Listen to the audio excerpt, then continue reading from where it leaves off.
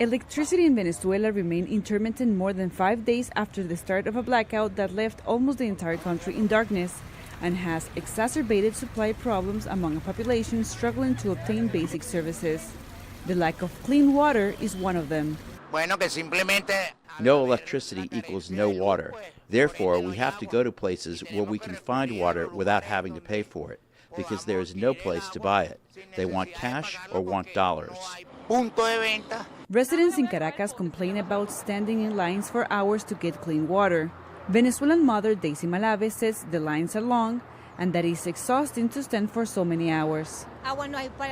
There is no water for the children or for the bathroom. You can't cook.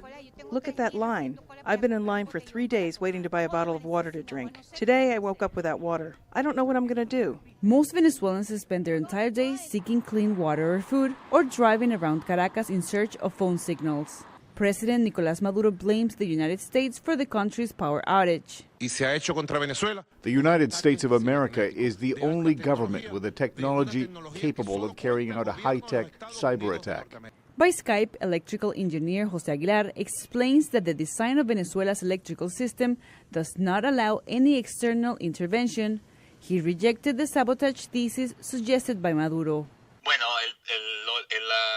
It has an internal and local connection. There is no connectivity to the outside world for the exact same reason, so it could not be attacked. Aguilar says Venezuela's energy system used to have an emergency ignition platform to prevent these blackouts. He believes the lack of maintenance and personnel has generated the failure. Obviously, there are continuing blackouts on and off. So the question then is, how are your generators working and do you have enough fuel? There's also a question of communications.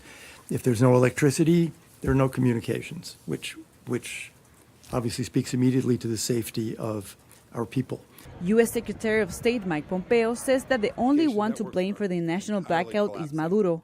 Pompeo also announced the U.S. withdrawal of the remaining personnel from the U.S. Embassy in Caracas. Aguilar assures that all electrical grids can be restored to its optimal operation in a time frame of 5 years and after an investment of $15 billion. Cristina Caicedo Smit, VOA News, Washington.